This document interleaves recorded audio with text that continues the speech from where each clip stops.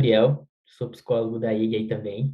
Então, para falar um pouquinho de mim, né, sou formado em psicologia, tenho formação também em educação física, sempre busquei estar trabalhando com essa parte de psicologia esportiva. Quando tive a experiência com o poker aqui, né, trabalhando com a IG, nossa, foi sensacional, cara, me encontrei mesmo, é isso que eu quero fazer e tem sido uma experiência muito boa. A ideia é construir junto com vocês, né, um material que sirva de apoio para lidar com os tilts, com algumas situações de estresse, né, onde a gente acaba tendo um pouco mais de dificuldade na hora do jogo. Então, assim, o nosso tema hoje é tilt da injustiça. Quando a gente olha, assim, para a definição específica do que é o tilt, vou até recomendar um livro para vocês depois. Ele explica muito toda essa questão do processo mental, né, dentro do poker. E ele apresenta essa definição de que o tilt é a raiva mais a jogada ruim. E jogada ruim a gente pode entender de várias maneiras. Pode ser uma jogada que não foi efetiva, pode ser uma jogada que teve um erro técnico, pode ser uma jogada motivada por um desespero, por uma vingança. Então, tudo isso ali entra dentro desse aspecto do que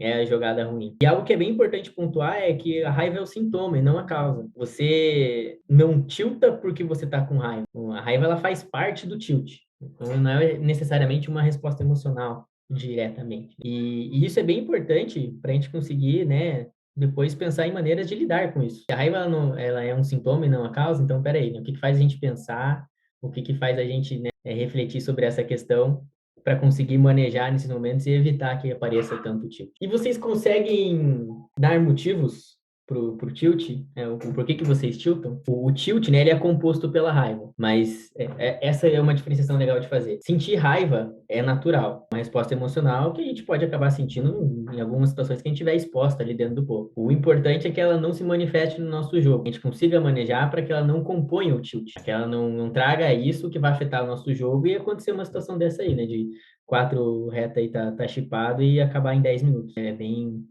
problemático, mas o legal é você ter percebido o que aconteceu, né? Acho que o primeiro passo é reconhecer o que aconteceu e começar a procurar maneiras de lidar com essa situação. E isso é uma das coisas que eu quero explorar mais com vocês, né? Um pouquinho para frente, para entender o que vocês já fazem, porque essas reações emocionais dentro do jogo é natural, né? O jogador ele estando exposto ali, ele vai sentir. Então entender quais que são as maneiras de vocês, o que vocês já fazem para conseguir mostrar assim o que é, né, a gente como psicólogo pode ajudar já nessas maneiras que vocês já utilizam, sabe? Às vezes aprimorar alguma coisinha, às vezes só dar uma nomenclatura, né, para tornar ela um pouquinho mais eficiente. Então, acho que é fundamental a percepção, assim. O primeiro ponto é perceber o que está acontecendo para que a gente consiga fazer algum tipo de mudança. E assim, antes da gente começar a falar do tilt da injustiça, que é o nosso tema principal aqui hoje, é importante a gente, né, saber da existência, né, de vários tilts aí. Então, tem o tilt da injustiça, o tilt da fase ruim, o tilt do odeio perder, tilt de erros, tilt de direito, tilt da vingança, tilt do desespero.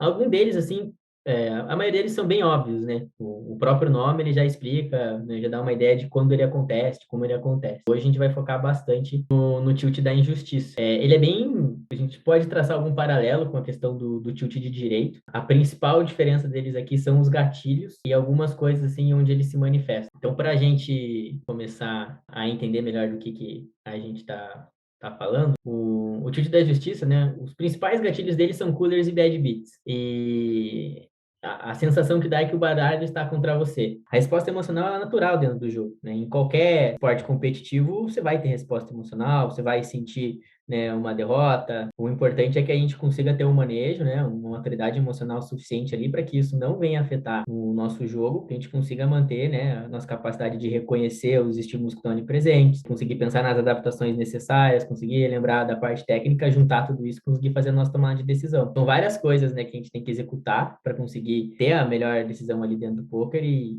não ser atrapalhado pelas emoções é fundamental. Várias estratégias aí, ó, essa questão de, né, dar uma saída do PC é uma ótima estratégia para conseguir lidar. Não é toda hora que vai dar para utilizar, porque às vezes tem outras telas ainda em jogo, mas a relação que tem com ela ali é bem importante assim para a gente conseguir ir analisando quais são as estratégias que a gente pode ter. É um dos grandes perigos, Diego, né? Você tá jogando ali, né, conforme o que você estudou, né, conforme a tua base técnica, e aí por achar que esse tipo de jogada não tá entrando, você precisa só mudar e não tem um raciocínio por trás ali, aí que é o perigo, né? Daí as coisas começam a degringolar porque não tem uma fundamentação teórica a respeito daquilo que você está fazendo. Então esse é um grande perigo, né?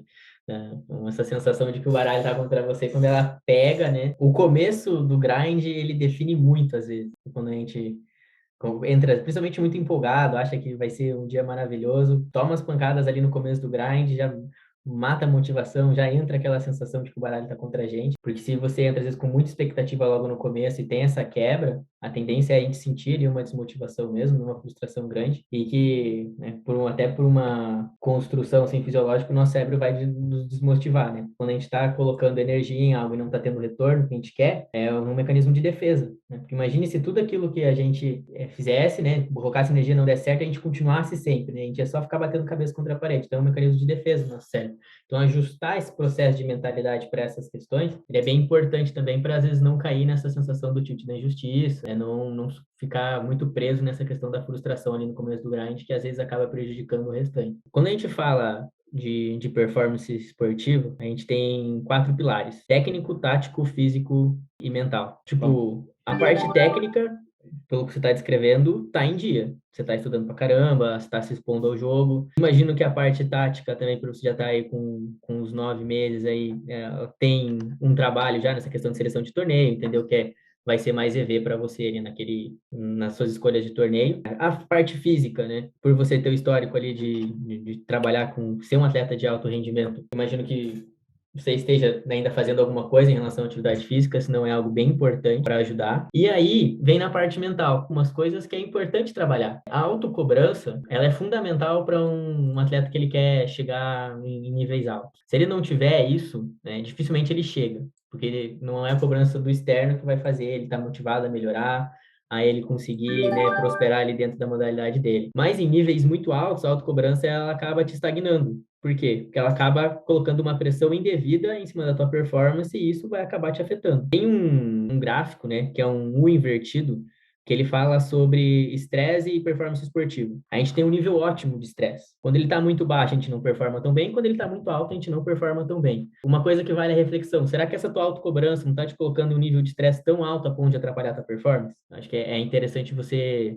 refletir sobre isso. E assim, se for esse caminho, uma das alternativas é isso que teu amigo faz, de injetar raciocínio lógico nessas situações. A emoção está falando alto, vamos injetar lógica, vamos injetar lógica. Lembrar que faz parte da natureza do jogo, né, tomar essas bets, ou que às vezes, né, a variância, ela faz parte do jogo, é o que vai te dar dinheiro a longo prazo, porque você vai conseguir saber explorar os spots onde você vai conseguir utilizar isso ou não. Mas entender como que essa autocobrança está aparecendo dentro do jogo parece ser o caminho, assim. Sabe?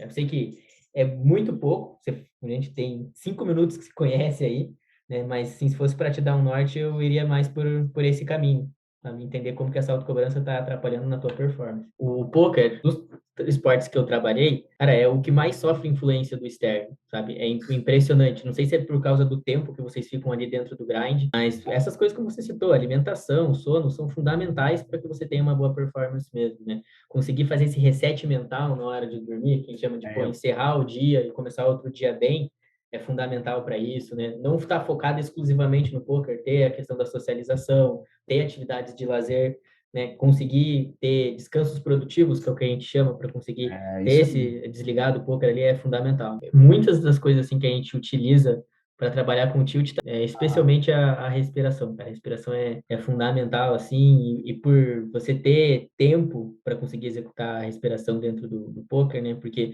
algumas outras atividades você não consegue enquanto está grindando, né? Como, por exemplo, às vezes a meditação, até acho que se afastar um pouco do computador, você tem tela aberta, você não consegue fazer isso, para conseguir dar uma baixada nessa questão emocional. São, né, várias ferramentas ali excelentes de como lidar com o tilt, na respiração, do afastamento, né, de conseguir, né, ter os objetivos bem traçados antes para conseguir alinhar com a mentalidade, né, ter esse equilíbrio de frustração e expectativa é fundamental. Tudo isso ali vai ajudando para que a gente consiga estar mais tranquilo, né, conseguir estar ali mais racional possível para conseguir lidar com os tilts. Só para, então, retomar aqui depois desses vários exemplos, assim, de como lidar com essas situações. Falando especificamente do tilt da injustiça, que é principalmente essa sensação de que o baralho está contra você, o primeiro passo é entender como que você está avaliando o que é justo ou não.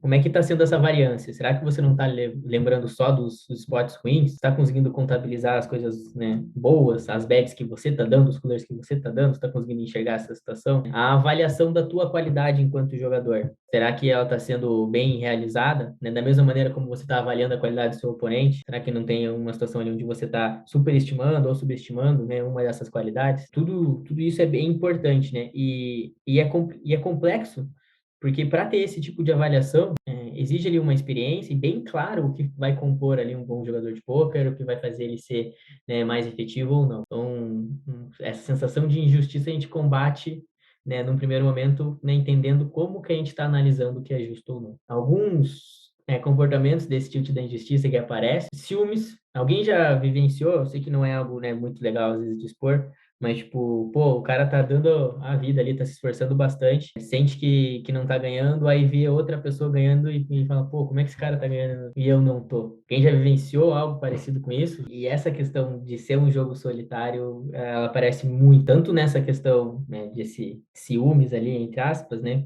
quanto nessa ilusão, assim, de que é muito fácil enriquecer com o poker, né?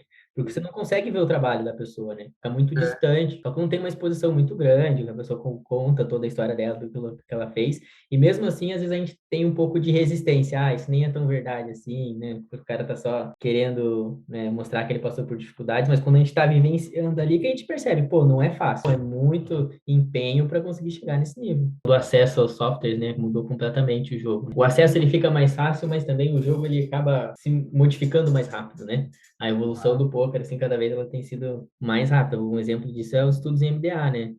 Não faz muito tempo que apareceu e tá muito alto agora e tá mudando bastante como o pessoal está se comportando dentro do field, né? Então, o acesso a esse tipo de estudo antes não tinha como, né? Então, coisa ali que a gente tem que ir se adaptando, né? Eu acho que a capacidade de se adaptar é a principal dentro do jogador de poker, né? Tem que saber se adaptar. Seja ali dentro de uma mesa, onde ele acaba percebendo algumas características do vilão, ou, né, fazer o compilado das informações técnicas que ele tem para conseguir tomar a melhor decisão, então a adaptação é fundamental. Mas voltando ali, né? Então, é interessante vocês terem comentado, né, que essa questão dos filmes ele é algo que aparece, porque isso mostra como esse tilt da injustiça ele está presente, né? Às vezes não é só dentro do jogo, né? Às vezes fora ali já entra um pouquinho mais queimado, começa a desenvolver esse tipo de pensamento de que o jogo está sendo injusto, né? Que ele não está compensando o teu esforço. E isso pode, né, trazer vários problemas que a gente já descreveu bastante hoje aí, né? Como querer encerrar o grade antes, perder o controle emocional, né, espiusar, né, vomitar ficha. Isso mostra, assim, o quão presente está esse tilt da injustiça aí no nosso dia a dia. E agora, né, a gente vai para a parte principal. O que fazer para evitar o tilt? A gente já teve vários exemplos aí bem bacanas de como trabalhar essa questão do tilt. E esse é o material que a gente quer construir junto com vocês, né? A partir dessas experiências, eu anotei algumas das experiências que vocês descreveram vivenciando. E agora eu quero anotar aqui no próprio, né, na própria apresentação, essas situações que vocês já descreveram de o que fazer para evitar o tilt. Ah lá, respiração. E aí eu vou dar alguns exemplos de respiração também. Então vamos tentar polir um pouquinho melhor isso, pensar no processo. Eu vou deixar a respiração por último, que daí a gente termina com esse exercício de respiração, que acho que é algo que ele vai ajudar todo mundo aí. Tem uma respiração que vocês já até conhecem, mas ela é bem efetiva para fazer essa parte de regulação emocional. Então vamos lá, né? Conhecer a natureza do jogo. Acho que e isso é fundamental. Todo mundo sabe que no poker você vai perder mais do que ganhar, que você vai apanhar, que você vai tomar bad beat, que você vai tomar cooler, né, que vai ter frustração. Mas o ponto aqui é você conseguir retomar esses conceitos no momento em que você ficar tiltado. Então, pô, perdi ali, né, 3 mãos seguidas tomando bad. Às vezes, até você falar em voz alta, pô, faz parte do jogo, sabe? Criar alguma frase que te traga essa memória de que faz parte do poker, é isso que torna ele lucrativo, né? Essa variância é importantíssimo. Obviamente, né? Você tem que analisar se as maneiras como você tomou essas bets, né? Elas estão certas tecnicamente. Mas a partir do momento que você entende que é uma mão standard, era aquilo que você teria que ter feito mesmo, relembrar todas essas características do poker, ela é fundamental para você conseguir ter essa parte lógica mais presente nas suas próximas decisões. Porque, né, de uma maneira, né, fisiológica, bem rapidinho, né, a parte do lobo frontal, né, aqui da testa do cérebro, é onde está acontecendo todo o nosso raciocínio lógico. Então, seja, né, avaliação, né, identificação de estímulos, tomada de decisão, adaptação, tudo vai acontecer ali. E quando a gente tem uma reação emocional intensa, né, como por exemplo raiva, frustração, euforia, ansiedade, esse tipo de situação, ela se concentra em outra parte ali do encéfalo e ela acaba suprimindo essa parte da frente. Então, quando a gente fala aí de respiração e de, né, conseguir ter esse tempo, né, até o próprio afastamento, é para que essa emoção ela diminua de intensidade e você consiga aflorar essas questões aqui na frente.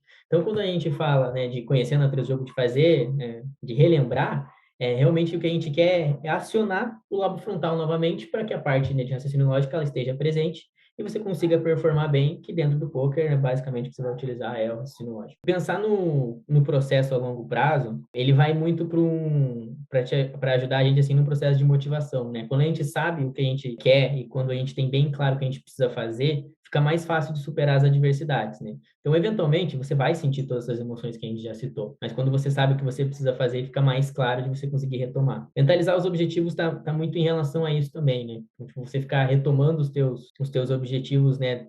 Eventualmente, quando tá passando por um período de dificuldade, ele vai te dar um gás maior para que você continue fazendo aquilo. E aí a gente vai para visualização. E aqui é algo onde a individualidade ela vai pesar bastante, tá? Tem gente que vai precisar visualizar ganhando, né? Cravando um jogo, né? Ganhando algum spot grande. Tem gente que se faz esse tipo de visualização e quando vai para a prática não acontece, a frustração é gigantesca e acaba com o grind dela. Então, conseguir reconhecer qual que é o processo que vai funcionar para vocês dentro da visualização é fundamental.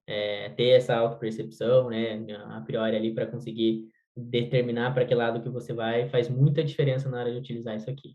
Usar intervalo de maneira produtiva é fundamental para que você consiga manter o teu A-game até o final. E uma dica que eu posso dar que acho que faz muita diferença, é se manter hidratado o tempo todo. Então, a maioria das pessoas que grindam, ela já tem o costume de estar ali com a garrafinha d'água, né, tomando água toda hora. Isso ajuda, né, porque é uma maneira ali de você se manter, né, energizado. Então, a alimentação tem que estar em dia, né, a hidratação e a respiração também. Tá bem oxigenado por dentro, vai facilitar os processos mentais, né, assim como tá hidratado também. O afastamento, né, ele entra de novo naquilo que a gente comentou, de criar uma distância do estímulo estressor, né, por um tempo para que você consiga recuperar essa parte lógica e volte a enfrentar da maneira bem clara aquilo que você está enfrentando. As funções básicas é a base para tudo aquilo que a gente vai executar, né? Então, tá dormindo bem, alimentação, atividade física é fundamental para a gente consiga ter uma performance boa. E separar o off, né, as questões off-poker do poker, eu acho que de todas elas é a mais difícil aqui do que a gente citou, porque dependendo da intensidade do problema que você está vivendo, é difícil fazer essa separação. E isso aqui é muito particular. Às vezes é criando um ritual ali na hora de começar a jogar, como por exemplo, organizar ali a tua mesa para na hora de jogar,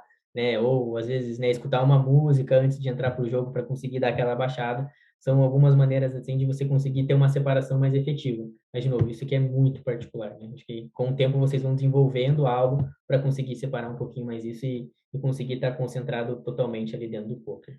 Vamos para a respiração, então? Tem duas respirações assim que eu gosto muito para trabalhar, né? A quadrada, que é respira por 4 segundos, segura por 4 segundos, solta por 4 segundos e segura por 4 segundos. Desenhando um quadrado com a respiração, né, que eu já trabalho ela com vocês. E a respiração focada em soltar o ar também.